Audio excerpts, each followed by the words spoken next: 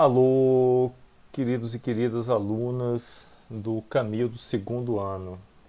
Bom estar com vocês mais uma vez. Estamos na aula 12.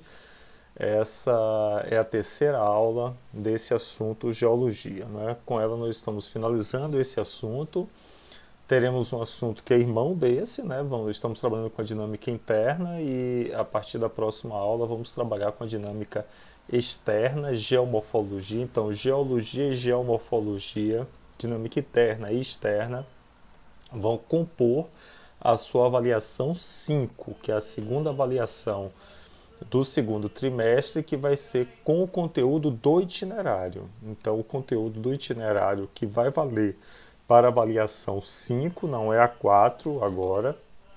A avaliação 4 é a primeira do trimestre, a avaliação 5 vai ser a segunda do trimestre e vai ser com conteúdo do itinerário. Para você que é do itinerário Carreiras Militares, você vai fazer com o conteúdo Geologia e Geomorfologia. E o conteúdo Geologia nós vamos concluir hoje voltando a falar das placas tectônicas, dos movimentos das placas tectônicas, sobre a astenosfera e principalmente sobre a estrutura geológica brasileira. Isso vai ser muito importante porque é uma forma de você humanizar esse conteúdo. É quando nós como sociedade, no final das contas, transformamos natureza em recurso natural. É quando a geologia ganha importância econômica. Eu preciso entender da geologia para saber onde que eu vou fazer a prospecção, onde que eu vou explorar esse ou aquele tipo de mineral. Se eu quero mineral metálico, onde é que predominantemente eles aparecem?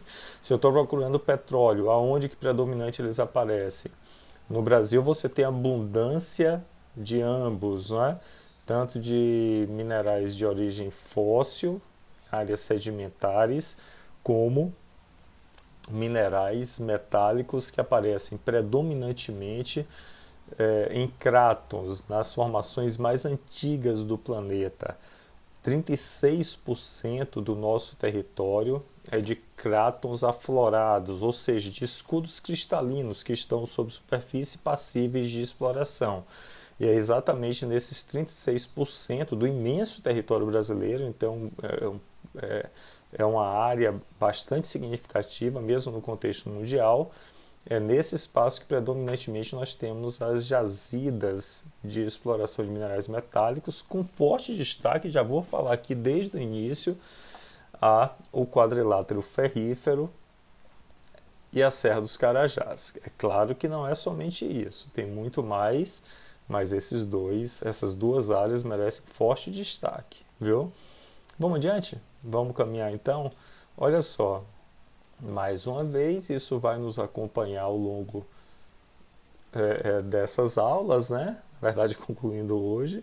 Livro Texto 2, capítulos 14 e 15, sobre essa dinâmica interna, com a resolução dos respectivos exercícios. Também o suplemento de revisão e o tema 11, não é? O suplemento de revisão, eu tenho falado sobre isso. É muito instigante, é muito interessante que você estude por ele, porque o suplemento de revisão, no final das contas, é como se fosse uma apostila, é uma síntese do conteúdo com exercícios que já caíram em concursos ao final. Então, recomendo que vocês vejam. Eu vi com muita alegria, a partir da participação do chat de alguns alunos, que vocês tiveram contato com esse conteúdo fortemente no ano passado, não é isso? No primeiro ano do ensino médio. E eu já sabia que vocês tinham contato com esse conteúdo, mas vi com muita alegria que os alunos têm esse conteúdo muito vívido no seu saber, na sua memória, e as perguntas que foram feitas, a interação que eu tive, me levou a essa concretização, não é? Vamos lá. Essa síntese aqui nós já vimos, né? Eu vou passar de novo por ela. Dinâmica interna é o que nós estamos estudando. O calendário geológico nós já vimos. Eu vou colocar aquela síntese mais uma vez aqui. Estudamos também a teoria da deriva continental de Alfred Wegener, quando ele publica A Origem dos Oceanos e Continentes em 1912, início do século XX. A ideia de um supercontinente da Pangeia é até anterior, mas aqui ela recebeu publicidade científica, né? E adiante, a partir da teoria tectônica das placas de Arthur Holmes, em 29, poucos anos depois, né? Você teve então Arthur Holmes, o inglês, Wegener, alemão. E aí você teve uma teoria confirmando e aprofundando a outra, né? A deriva continental falava do supercontinente, do desmembramento a partir da Mesozoica, e o Arthur Holmes aprofundava dizendo que não eram os continentes que estavam à deriva, mas blocos de litosfera, as placas tectônicas que se movimentavam a partir de movimentos na astenosfera, lentos movimentos convectivos, né? Vimos também que durante a Guerra Fria, a partir de observações de sonares, foi confirmada a teoria da expansão do fundo dos oceanos, década de 50 e 60, não é? Províncias, estruturas ou unidades geológicas, nós temos que saber diferenciar bacias sedimentares, crátons e cadeias orogenéticas, ou cordões orogenéticos, né? Ou simplesmente dobramentos. Eles podem ser antigos ou modernos, né? Então, os crátons são as formações mais antigas quando eles estão sobre a superfície, formam os escudos cristalinos. Quando estão sob superfície, e sobre eles há bacias sedimentares, predominantemente, você tem as chamadas plataformas. Ambos são cratons. Cratos seria então o termo mais amplo, mais genérico, não é? Bacias sedimentares são as formações mais recentes dessas províncias, estruturas ou macrounidades geológicas, tá bem? São depósitos de sedimentos formados desde o finalzinho dos eons pré-cambrianos, mas principalmente nos eons do Fanerozoico, que aumentou a vida na Terra, aumentaram os processos de ação dos agentes externos e, por conseguinte, os processos de depósito de sedimentos, né? E as cadeias orogenéticas estão ligadas ao movimento que nós vamos estudar com um pouquinho mais de profundidade agora, os movimentos horizontais de dobramentos, né? Por isso também chamados de dobramentos. Os dobramentos modernos são as principais elevações, são os pontos agora na nossa temporalidade, no Cenozoico, temporalidade geológica que falo, no Cenozoico, pontos de movimento convergente de placas tectônicas, formando os grandes levantamentos do nosso tempo, não é? Desde o Himalaia, com 7.000, 8.000 metros de altitude, até aqui os Andes, Rochosas, Alpes, e esses são levantamentos modernos, frutos desses dobramentos, tá certo? Mas temos também dobramentos antigos, né? No caso do Brasil, esses dobramentos antigos aconteceram no chamado ciclo brasiliano, no finalzinho do Eon Proterozoico e início do Paleozoico, movimentos de separação, inclusive, da Goldan, separação do que hoje é América do Sul da África, e essa separação levou ao derramamento de lavas e formação de grandes levantamentos no que hoje é o território brasileiro, só que isso há milhares de anos passados, né, no tempo geológico. Hoje nós estamos no meio de uma placa tectônica e aí os processos externos, os processos erosivos, os processos de intemperismo atuam mais intensamente e rebaixaram esses antigos dobramentos, formando o que hoje nós chamamos por aqui de serras, de montes, de chapadas, né? Então, Serra do Mar, algumas chapadas do Nordeste, né? Essas são frutos de antigos levantamentos que foram sendo rebaixados pela ação dos agentes externos. Galera, por favor, não confunde. As três estruturas geológicas são essas. Quando eu falo de planalto, serra, planície, eu estou falando de unidades do relevo, é como está conformado o relevo hoje. Mas é importante que você lembre que dentro dessas três unidades geológicas, você pode ter várias formas de relevo. Forças tectônicas que produzem diastrofismos, deformações decorrentes de falhamentos, dobramentos, terremotos, vulcanismos. Esses são os agentes internos, né?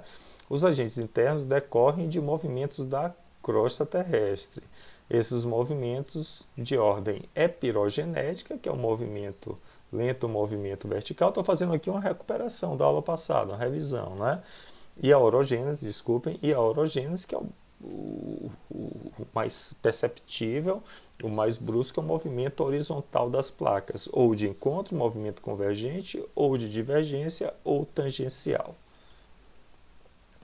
Aqui nós temos as três macro-unidades geológicas.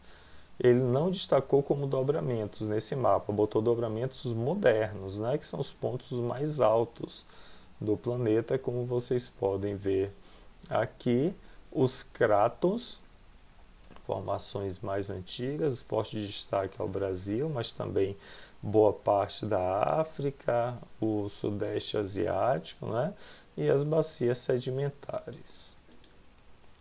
Aqui nós temos um dos focos da aula de hoje, não é?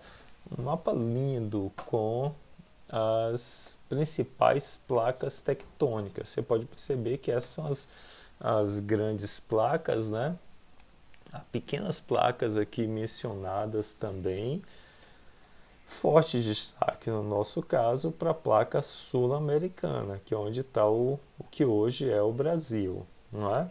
Mas como você vai fazer um concurso que envolve não somente o conteúdo do Brasil, mas o conteúdo do mundo, você precisa ter um conhecimento amplo.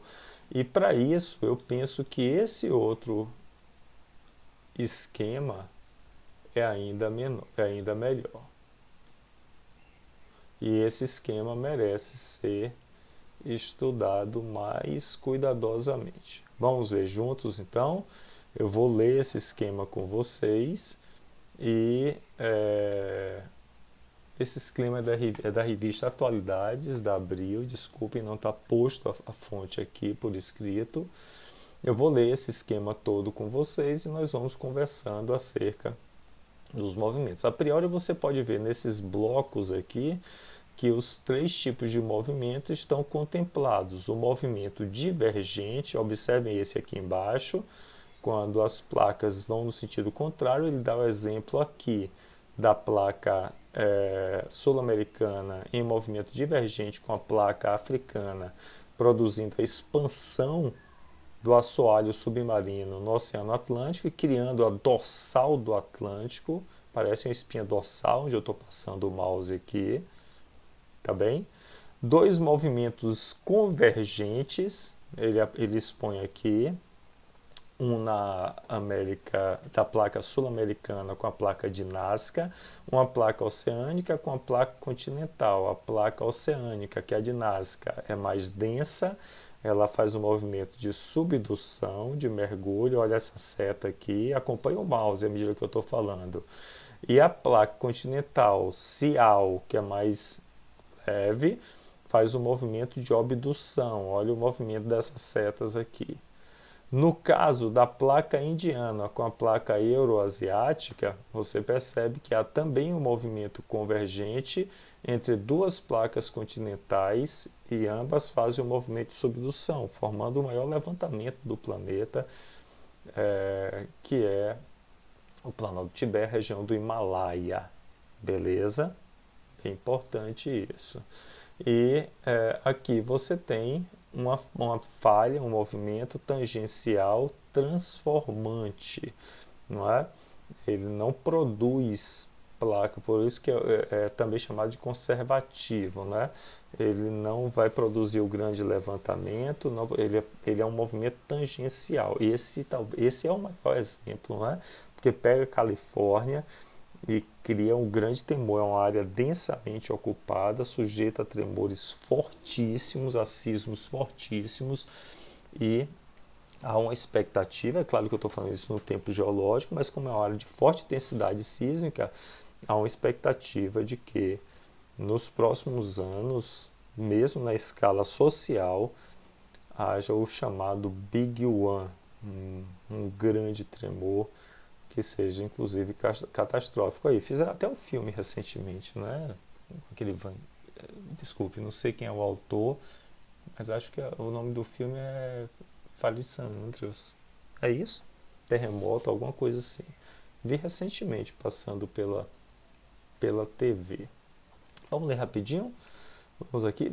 Bom, já que eu fiz esse comentário, deixa eu fazer esse último comentário. Aqui você tem o Ciclo de Fogo do Pacífico, o Anel de Fogo do Pacífico, que marca a principal área sísmica do planeta, onde você vai ter maior intensidade de tremores e os vulcões em atividade, maior quantidade de vulcões em atividade, que de fato é a quantidade de placas tectônicas, de fragmentos de placas que aparecem no entorno do Oceano Pacífico, se alongando um pouco até o Sudeste Asiático. Essa é uma área de grande temor e de preocupação constante, evidentemente, em relação às repercussões dos sismos, dos vulcanismos e, por decorrência, inclusive, das tsunamis. Né? Vamos lá, principais placas tectônicas e seus movimentos. Há milhões de anos elas se deslocam, alteram o relevo dos continentes, esse deslocamento provoca erupções, terremotos e, como consequência, tsunamis. Bacana falar isso. A tsunami em si não é um agente interno, não é? A tsunami é uma onda, mas é uma onda que decorre sismo no fundo do mar. Esse sismo no fundo do mar gera a onda, e essa onda, quando encontra a plataforma continental, vai produzir então aquela ação catastrófica de um volume d'água, não é nem pela altura, mas é o volume d'água que chega no continente e que você não consegue reter, né? Ainda que haja algumas estratégias. Vamos falar sobre tsunami um pouquinho adiante. Falhas transformantes são criadas por duas placas que deslizam uma ao lado da outra. O atrito entre elas gera muita tensão e pode causar terremotos. A exemplo da falha transformante é a falha de San Andreas, que corta a Califórnia e o litoral do oeste mexicano, como vocês podem ver aqui. Galera, uma pergunta que vocês sempre me fazem, né? Professor, eu tenho que saber o nome de todas as placas. Olha, tem algumas que são bem importantes, você precisa saber, você precisa conhecer. Né? Eu destacaria as que envolvem o Brasil, como por exemplo a africana, óbvio, a placa sul-americana, no Caribe, uma área de tensão, que produziu inclusive o terremoto do Haiti. Alguns de vocês são filhos de militares, possivelmente alguns de vocês conhecem militares, por vezes familiares que estavam no Haiti, que viveram essa tensão de um forte tremor em 2010, que abalou a antiga ilha espanhola, hoje a ilha que ocupa o Haiti e a República Dominicana, e que foi absolutamente catastrófico para aquele país, né? Que foi aqui na placa do Caribe, né? Placa de Nazca, importantíssimo porque forma os Andes para a gente, né? Destaque a placa do Pacífico. Percebam vocês que na dorsal do Atlântico você tem quatro grandes placas, né? No sul, placa sul-americana, placa africana. No norte, placa norte-americana e placa euro-asiática. Então não é muito difícil, até por conta da disposição dos continentes. Destaque a essa intensidade de áreas sísmicas aqui, percebam vocês, planado da Anatólia, a região do Oriente Médio, né? Especialmente ali o sul da Turquia, onde vivem os curdos, uma área de forte e contínuo processo sísmico. Né? Aqui nós já falamos, e por fim, no entorno do Japão, uma área também bastante instável do ponto de vista sísmico. Vamos continuar. Placa convergente 1 são placas que vão de encontro uma outra. A mais densa, cima, silício e magnésio, mergulha para baixo da menos densa, cial. Não é? Os Andes nasceram do choque entre a placa oceânica de Nazca e a placa continental sul-americana, já tínhamos falado. Outro movimento convergente, as placas com a mesma densidade chocam-se e se comprimem. O Himalaia é resultado do choque das placas euroasiática e indiana, duas placas continentais. Você está vendo aqui o movimento de compressão, dobra. Imagine o poder, a força dessa pressão interna para gerar uma compressão de um imenso bloco rochoso, o dobramento e o soerguimento desse bloco. É absolutamente assustador. E aqui o movimento divergente, são aquelas que se afastam pela falha aberta da crosta, pode escapar magma, dando origem a ilhas vulcânicas, como as do Havaí. O Oceano Atlântico é cortado de norte a sul por uma falha desse tipo, que está afastando a América do Sul da África. Esse tipo de estrutura ou borda de placa provoca menos terremotos. Opa, isso é importante. Os movimentos divergentes são menos intensos que os movimentos convergentes ou transformantes, beleza? Nesse sentido, essa é uma das explicações para nós não termos ou termos pequeníssimo risco de tsunami na costa brasileira, tá bem? A tsunami você precisa de movimentos bruscos no fundo do oceano, quanto mais brusco, maior a intensidade da onda, evidentemente. Olha o caso aqui do Japão, movimento convergente, né? Se for próximo à costa, maior intensidade. Se o epicentro estiver próximo do hipocentro, maior intensidade, né?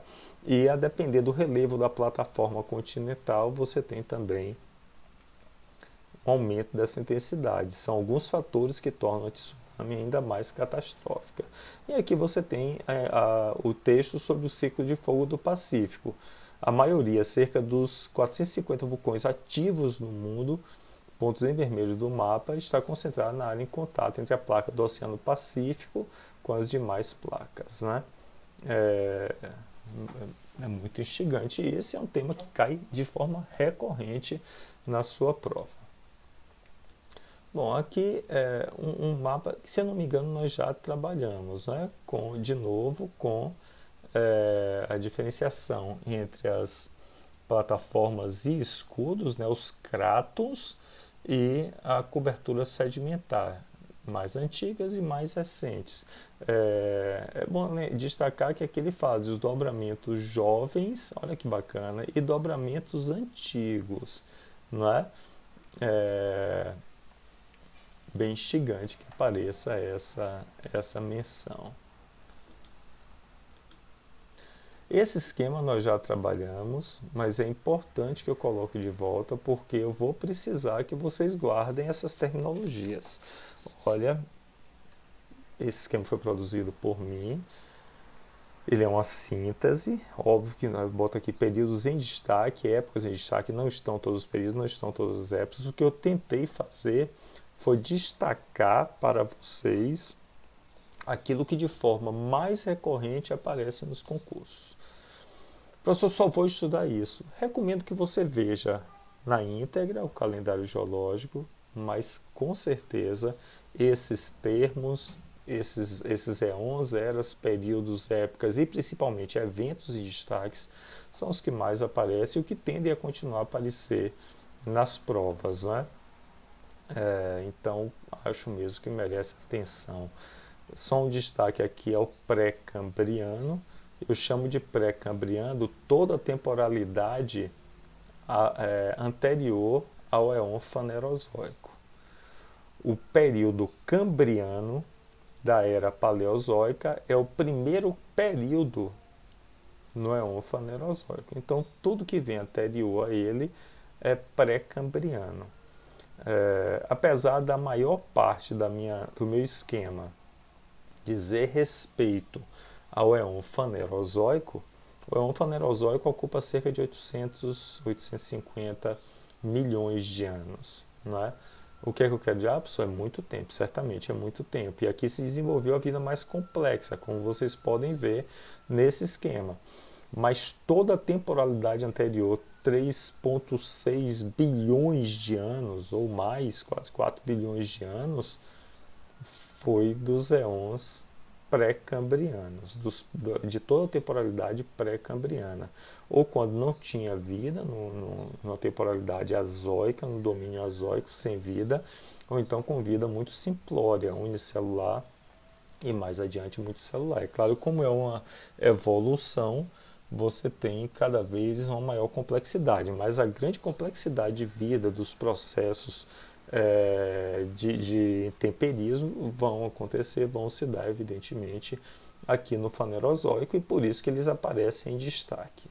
Feitas essas observações e caminhando para o final de nossa aula,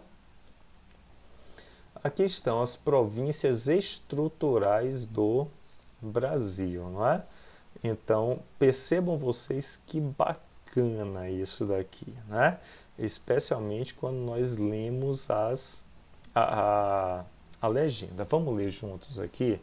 Primeiro você tem as bacias sedimentares, não é? E um destaque as bacias costeiras e margem continental. Então, a coloração talvez não tenha ficado exatamente perfeita, mas dá para diferenciar, não é? Então, você tem aqui a costeira e a plataforma continental destacada, não é? Nessa plataforma costeira e margem continental, mas um forte destaque as bacias sedimentares amazônica, bacia do Parnaíba e bacia do Paraná. A bacia amazônica é de formação mais recente, mas a bacia do Parnaíba e a bacia do Paraná são bacias sedimentares lá do Paleozoico, antigas, né? É bom lembrar que na temporalidade das unidades, das províncias estruturais, as bacias sedimentares são as mais recentes, né? E os dobramentos, professor? Os dobramentos podem ser antigos ou recentes, né? Embasamento cristalino. Olha que bacana isso. Aí você tem dois grupos aí, todos eles de uma temporalidade pré-cambriana. Guarda as palavras, se tiver dúvida, volta no slide anterior, tá bem? O que tá... Que cor é essa, gente? Marrom, sei lá. O que está em marrom, vou dizer que é marrom, esse é um arqueano, são os mais antigos, são os crátons que formam escudos cristalinos, não é? Da Guiana Meridional, ou seja, Guiana Sul, Xingu e São Francisco. Alguns autores chamam de Amazonas 1 e 2 e São Francisco, não é? E aqui o éon proterozoico, ou seja, um pouco antes de nós entrarmos no éon fanerozoico, que é o ciclo brasiliano que eu havia falado. Houve muitos movimentos aqui e estruturas muito antigas foram dobradas, formando o que hoje nós chamamos de chapadas, de serras, não é? Percebo que tem Borborema, Mantiqueira, que vai aparecer Serra do Mar, não é? No centro do território brasileiro também vai aparecer, que aparece o maciço do Urucum, enfim, tá certo? Bem importante esse mapa, guardem aí. Aqui aparece dentro de uma outra perspectiva, mas a ideia é a mesma, geologia do Brasil, já nos dando um indício da exploração dos recursos minerais, não é? Percebam vocês que as bacias sedimentares estão aqui postas mais uma vez, a bacia amazônica, letra B, bacia do Parnaíba e letra C, bacia do Paraná.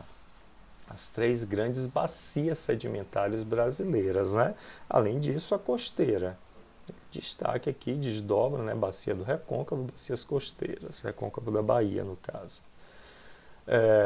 Nas bacias sedimentares, você vai encontrar minerais predominantemente não metálicos, de origem fóssil, né? Energéticos. Por exemplo, carvão mineral no sul do Brasil, por exemplo, petróleo na plataforma continental, na nossa bacia costeira e mesmo no interior amazônico. Tá bem? Bem importante isso. Agora me chama a atenção os núcleos cratônicos mais antigos, não é? Formações mais antigas, formando escudos cristalinos que estão aqui passíveis. Olha o que eu falei, o 1 e 2 chamado de núcleo cratônico amazônico, não é? Sul da Guiana Meridional, e no outro mapa aparece como Xingu. E aqui aparece o São Francisco. São os dois de maior destaque, né? Ainda que apareça aqui no meio uma menção ao maciço mediano de Goiás. E depois outras estruturas bem antigas também que estão na cor laranja, só que olha, faixas móveis, né, que foram movidas no passado, hoje estáveis, não é? Que formam as nossas Serra do Mar, Serra da Mantiqueira, aí é a unidade do relevo, né? Serra do Mar, Mantiqueira, Borborema, que são grandes elevações hoje do nosso território, para a altitude baixa do território brasileiro, essas serras merecem menção, não é? É que elas estão numeradas para vocês. Galera, observem bem essa faixa no extremo norte, margem esquerda do Rio Amazonas, tá certo? Onde inclusive iniciou um termo lá dos governos militares que nós já vimos em aula, que é o projeto Calha Norte, um projeto de colonização, exploração mineralógica e proteção de fronteira, levado a cabo pelos governos militares, né, durante a década de 70, 80, para exploração e ocupação estratégica dessa área da fronteira norte do Brasil, né? Então, essa parte aqui, toda essa região central do território, é onde você vai ter as maiores jazidas de exploração mineralógica, especialmente minerais metálicos do Brasil. Eu vou fazer destaque a 3 pontos. 3 pontos. Aqui na Serra de Carajás, aqui no quadrilátero ferrífero e aqui no maciço de Urucum. Principalmente Serra do Carajás e quadrilátero ferrífero. Absol, só esses? Claro que não, tem muitos outros, nós vamos ver. Esses 3 merecem muito destaque, né? Em Carajás, aqui no centro-oeste do Pará, centro-leste do Pará, e o maciço e o quadrilátero ferrífero, pela abundância e pela diversidade de minerais. No caso do maciço do Urucum, pelas reservas de ferro, mas principalmente por ser das maiores reservas de manganês do mundo. Não é? O manganês é um minério de alumínio. Beleza? Já deu tempo de nossa aula, vamos passar aqui para os outros slides, já que nós... olha só que bacana, recursos minerais no Brasil. Olha o que eu falei agora há pouco, Serra de Carajás, quadrilátero ferrífero e aqui o maciço de Urucum, no Mato Grosso do Sul. Mas tem outras áreas absolutamente importantes, como por exemplo o estado de Rondônia, forte em cassiterita, não é? Como por exemplo o centro da Bahia, a região Chapada Diamantina, é uma área de forte exploração mineralógica também. É bem bacana porque aqui nesse mapa você tem a conjunção da exploração de minérios vinculadas às estruturas geológicas, bacias sedimentares e escudos cristalinos. Então você pode fazer, perceba como abundam as explorações de minérios nessa área mais amarelada, que são os escudos cristalinos. Estão percebendo isso? Nas bacias sedimentares de formação mais recentes, você vai ter a exploração de minerais ligados a esse tipo de formação geológica, né? Bem importante esse mapa. Eu acho que você, se preparando para a SpaceX, poderia sim dar uma olhadinha aqui onde é que aparece alumínio e vai localizando. Por exemplo, você vai ter o alumínio, 2 áreas bem importantes, né? Oriximiná e Paragominas, né? 2 cidades, 2 municípios do Pará, bem importantes. Você vê que toca aqui o limite com o Amazonas, inclusive.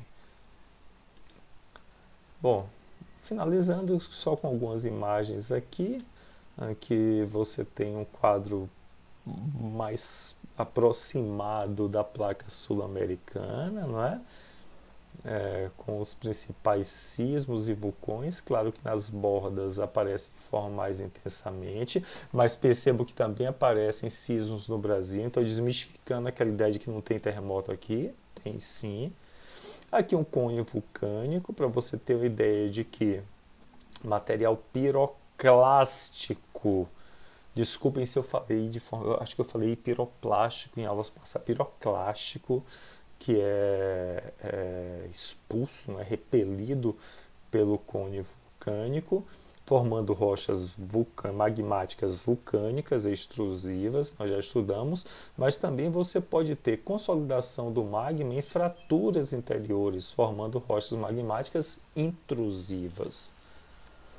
derrame vulcânico na bacia do Paraná, claro que não tinha essa conformação que nós temos hoje, não é? Foi lá posterior ao ciclo brasiliano, lá no finalzinho do pré-cambriano, início do Eão Fanerozoico, da Paleozoica, derramamento basáltico aqui, especialmente de basalto no Mesozoico já, ou seja, mesmo no Fanerozoico, que produziu, com o intemperismo, com o desgaste dessas rochas, um solo muito rico, que é a terra roxa, amplamente utilizada para a expansão do ciclo do café.